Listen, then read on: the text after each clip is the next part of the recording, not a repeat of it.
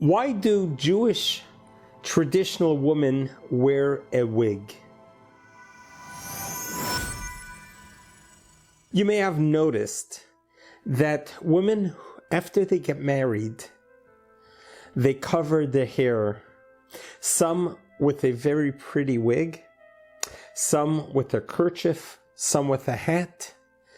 But the moment they get married, the hair gets covered. Why is that? So I want to share with you the insight and the appreciation of why that tradition has become so prominent, that it's so noticeably when you walk through Jewish neighborhoods, densely traditional Jewish neighborhoods, you would see married women having their hair covered. The answer is in one word. It's called modesty. Modesty is a nature that has been part of the Jewish religion from the onset.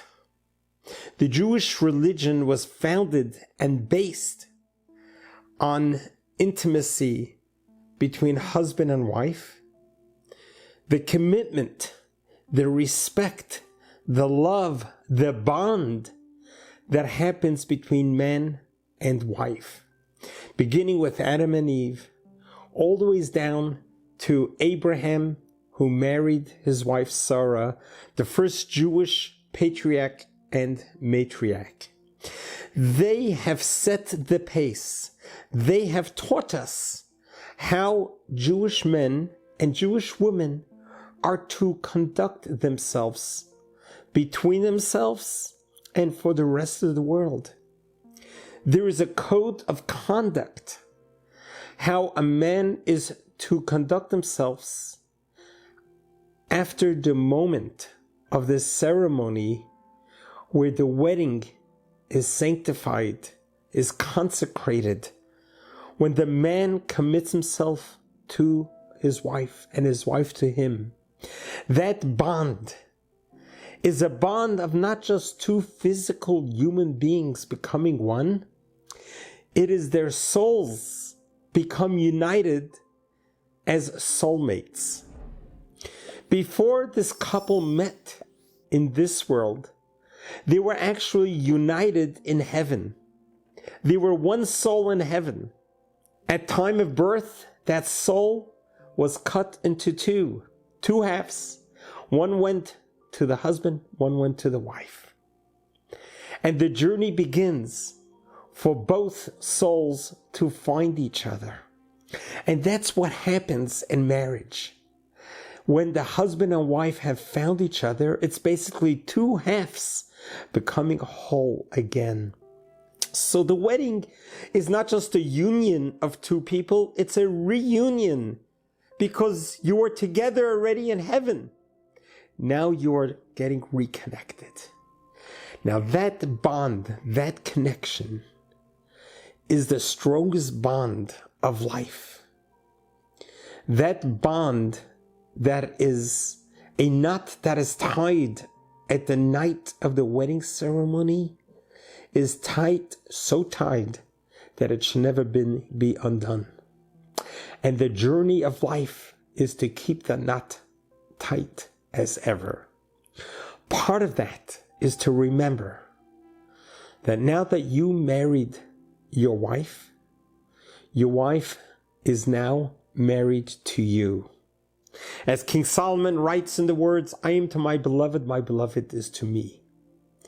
And it is exclusively, yes, from that moment of marriage, you are exclusive to each other and to no one else.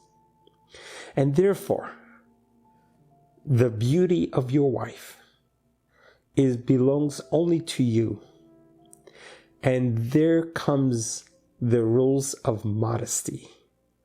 The concept of being modest, of living a modest life, conducting yourself in a modest way, so that once you are married, you know that you are consecrated to your husband only and your husband is to you. Your full beauty belongs only to your husband, only belongs in your home and in your bedroom, and to nowhere else. The hair of a woman pronounces her amazing beauty. Therefore, that beautiful, amazing beauty that gets pronounced through her natural hair is reserved only for her husband from the night of marriage. And this is why whenever a woman goes in public, she covers her natural hair as respect to her husband, as a respect to the intimacy that belongs only for the two of them.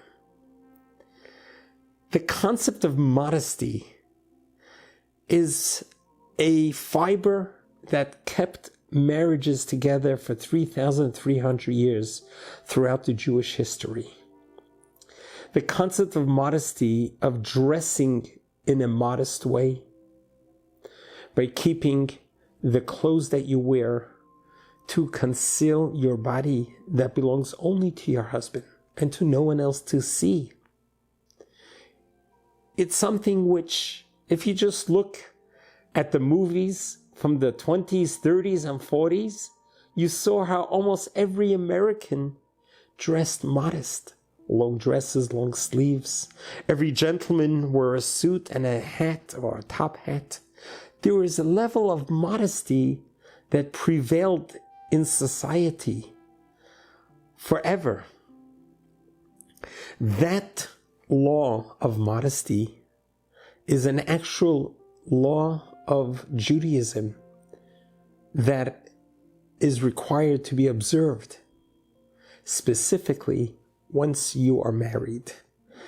It really is the walls of your home, the walls of your marriage belongs to each other only, and not to anyone else or in the outside world. I want to personify this through a very interesting law that could really help us understand it.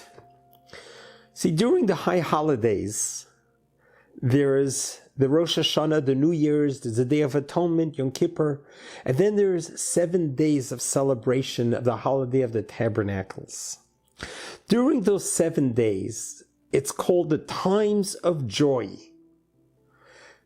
The times of joy references a tremendous amount of joy permeated Jerusalem, where everyone made pilgrimage, came to the Mount Jerusalem for the high holidays. But during these 7 days of joy, our sages teach us in the Talmud, describes what kind of joy there was, to such a level that it says, whoever hasn't seen joy during these days have never seen joy, don't know what joy is all about. Also talks about people didn't taste sleep during those days, during those 7 days. People would dance all night long. During these ceremonies, they weren't just ceremonies that were celebrated by the lay people, but rather the greatest of priests, the greatest of scholars came out from the study halls and came to the streets of Jerusalem. And whoever had talents, they would juggle fireballs and they would do acrobatics. It was truly the most festive feeling during these 7 days in Jerusalem. Matter of fact, they would do a march down to a well, the Shiloah well, and they would draw water and bring it back up to the Holy Temple and do a libation of water, which signifies a tremendous amount of celebration. And that was what it was known as, the 7 days of drawing water during these 7 days. But one interesting part was that in the center of Jerusalem, they built a huge tower going up about 150 feet. Next to this tower, there would be a ladder. In this ladder, the Kohanim, the priesthood, the young ones who are able, would carry vats of fire with wicks inside. They would climb up this ladder to 150 feet. and light the torches that were on top of this tower. The tower was so powerful. The light that emanated from this tower was so bright that even in the darkness of the night, that women at home preparing their food can separate the grain to the light that emanated from this. But the point was about these young priests who would carry these vats of kerosene with big wicks and climb up the 150-foot tower to bring light to the whole Jerusalem. And goes on to specify, where did these wicks come from? Very interestingly, these wicks came from the pants and the belts of the priesthood that were worn out. So when the pants and the belt of the priesthood got worn out, that is what they used for the wicks. Interestingly. So as the Talmud records this, the sages are asking the question, why were those wicks made only out of the pants and the belt? What about the shirts? What about the hats? Aren't they also considered holy garments? Why weren't they used for the wicks? Why were the wicks only made out of the belt and the pants of the priesthood? It was very interesting. My Rabbi, Rabbi Schneerson, gave a beautiful commentary to explain that. And he shared with us the commentary that when we dress ourselves, there are two parts to our body. There is the upper body, our hat, our shirt, our jacket, which protects our vital organs, which is our mind. The hat protects our mind, and the jacket and the shirt protects our heart. Without either of them, we can function. And then yet there is the belt. What does the belt do? The belt separates your upper part of your body with your lower part of the body. What does the pants do? The pants covers up your lower part of your body. What is the difference between your upper part of your body and your lower part of the body? The upper part of your body is where your very refined functions of your heart, the beats of your heart, and the thoughts of your mind. But the lower part of your body is where intimacy is expressed. The lower part of our body is where life gets reproduced from. The lower part of the body is what in essence leads us and directs us to temptation. That leads us and directs us to thoughts that may be foreign thoughts. It is that part of the body that is the most important part to remind us of what the heart and mind is all about. The concept of learning that intimacy, that marriage, that belongs only between husband and wife. The way a man talks to another woman needs to be with respect, needs to be with a clear mind, not to betray the marriage or the intimacy they have with the wife. The same thing with a woman, that the way a woman looks at another man needs to be able to remember the laws of modesty, that now that you are married, your sensitivity, your love, your passion belongs only in one place, and that is with your husband. And this is why during the high holidays, it is the pants and the belt that defines what's going to bring light in Jerusalem. It is the restraint, the abstinence, the control, the challenge that we are challenged with what goes on below the belt, as they say. how you are able to overcome that and realize that God has taught us modesty. God has taught us, as important our heart and brain is, that's above the belt, we need to remember what's below the belt. It needs to be in control, in check as well.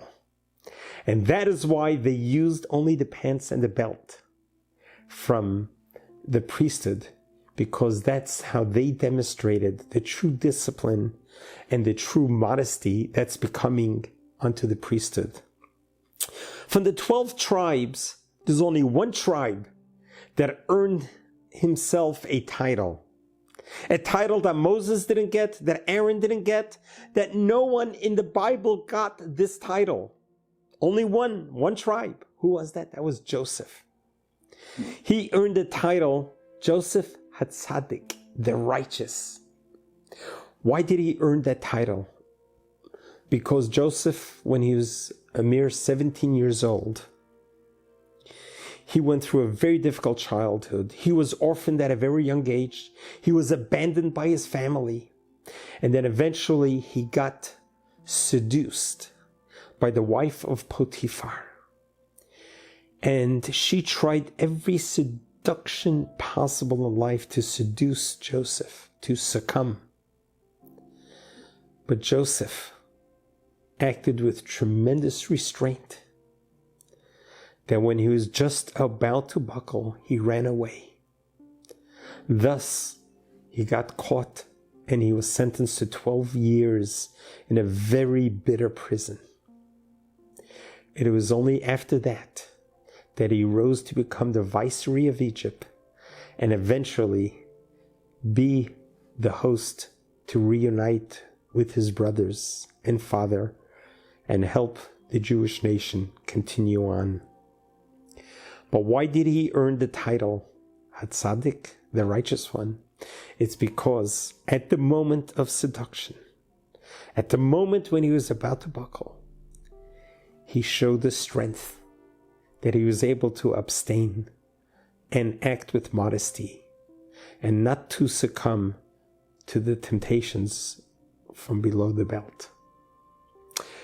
As you know, in Jewish tradition, that a woman would not shake a hand with a non-relative man.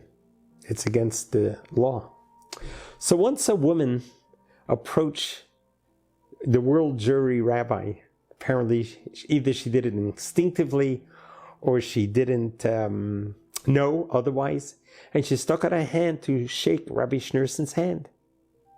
And the Rebbe looked at her with a beautiful smile and said, "My mother taught me at a very young age, do not touch something that's not yours." And that is so true, because once you are married, your wife is yours. No other woman can be yours. There was once a story of a 90-year-old saintly rabbi who was living alone at home after his wife has passed. And the maid who would come clean the house would oftenly come. And he had a student that stayed with him who kept him company. One time as the maid was cleaning, the student shouted out to the rabbi, he says, "Rabbi, I'm going to run out to buy something. I'll be back in 20 minutes. It was a cold winter day. When he came back in 20 minutes, he saw the rabbi shivering outside the door. This poor 90-year-old man is shivering outside the door. And the student says, "Rabbi, why are you outside? Why aren't you inside?" He says, "Well, you left me alone with the old maid. And you know, according to laws of modesty, I'm not allowed to be alone with another woman who's not my wife." So the student says, "Rabbi, come inside," and went inside. And the young student looks up to the rabbi and says, "Rabbi, come on. You're 90 years old, and she's not a very attractive old maid. What are you worried about?" And the rabbi responded to him, and he never forgot this line. He says, "In 5 minutes, I could become from 90 years old a very young man with my evil inclination. and she could become a very pretty woman. And this taught him a lesson, the lesson of modesty at all costs, the respect of being modest and following the ways of the Torah. And this is why we need to work on our marriage, on the intimacy, to understand and to appreciate the commitment that we have to each other is based on 3,300 years of history. And this is why the Torah has taught us rules of modesty. And this is why traditional Jewish women, when they get married, wear a wig, because it's a demonstration of true modesty. And it is for each of us, next time we find ourselves in a vulnerable opportunity, to think of the words that we say, are they within the rules of modesty? To think about the thoughts that's going through our mind that may be inspired from below the belt. Is that appropriate? Do I act like Joseph and not succumb, but act with great strength and restraint? May God bless us all that we should find our soulmate. May God bless us all that we can be committed to our soulmate and to none other, just like Abraham and Sarah showed us the way. God bless you. God loves you.